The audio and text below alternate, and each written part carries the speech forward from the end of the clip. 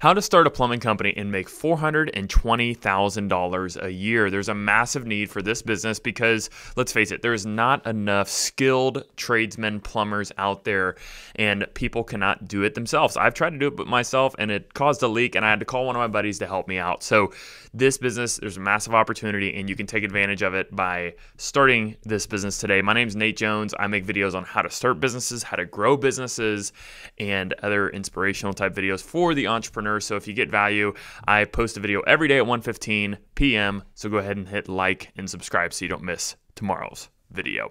Okay, so how much does it cost to start this business? The nice thing about this business is there's not a massive upfront cost. You're going to need about $20,000 set aside for a vehicle. So if you have a truck or a van, probably a van would work better to keep all your tools and equipment in the back. You're going to need tools and inventory, things that you're going to need for plumbing. So that's about $5,000 is a good kind of setup, installation kind of starting out point. And then you're going to need another $1,000 for insurance. So all in, we're going to be about $2,000 for your plumbing company, okay? Or $26,000 for your plumbing company. So how much can we make? How much can we profit? Because profit's the most important thing. So I was kind of breaking this down by per job, right? Because it's really hard to price out how much you could really make. But if we really use the law of averages of what other people are charging in your area, we can really dial down to what you can make. So the average per job revenue for small jobs, it's anywhere from $125 to $350. Obviously, that changes in every area, so it could be more, it could be less. For a large job, it's about $500 to $850. I know there's larger jobs that pay even more, but just for a job that's going to take a little bit of your time, maybe the whole day, that's $500 to $800.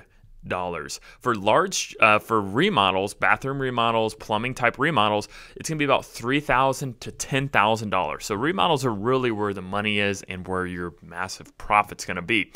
Okay, so let's do the averages here. For an average small job, $250, average large job, $650, and average bathroom remodel is gonna be about $7,000. So your profit margin is gonna be about 35%. I looked at the national average. It's about 30, sometimes less. 35% is a good profit margin that you're looking for. You should be charging, from what I did research, 60% over your raw materials and your labor and equipment, or any type of equipment that you need for the job. You need to be charging about 60% over that to make sure that you're staying profitable. The average jobs that you can do per week is about 20. So that would be about 5 type jobs a day. Let's break down the amount of jobs you can make so we can see back into that revenue number. So if we do 15 small jobs, that's $3,750 a week that we're making just off our small jobs. If we do 5 large jobs, that's $3,250 additional. And then let's say we do 1 remodel a month, that's about $7,000. So that would be $1,750 for that week that we can contribute that revenue to. So the entire week, we're looking at $8,750 for that week in revenue, okay? So $8,750 a week is $35,000 a month, which is $420,000 a year. So a lot of revenue here, but let's really get into the profit, because profit is the number one thing that matters when you're running a business. Okay, so again, our profit margin is 35%. So we take 35% of that $35,000 a month, that puts us at a profit of $12,250. On the year, we're at a profit of $147,000, which is a really good profit. You're making well over 6 figures, into the almost close to the $150,000 range to really increase your profit, increase your revenue. This is just you operating your business as yourself. But eventually, you're going to have to add people to this business. You're going to have to expand and grow this business so you can continue to add profit, because if not, you're going to get bogged down and you're going to stay at this level. You really have to add people. When it comes to trades, contracting, you have to have employees. And it's probably one of the most frustrating things that you will deal with when growing a contracting company. The positives of this business, it is very profitable. Like I said, 35% gross or net profit margin's really good. So really good for any type of business. We also need, it's needed. Trades are needed. Contractors are needed. There's not enough of them, so you will always have work if you're in this business and you do the great thing, and you do a great thing. Next thing we need to do, if you're serious about starting this business, you need to think of ways in which this business will fail. This is your looking at the business and you're saying what ways in which we could fail. And we need to tear it down, bankrupt it, and we need to create strategies around those points to make sure that we don't let that happen. So the first thing is we're not getting enough jobs. This means, hey, we have everything set up. We're good at plumbing.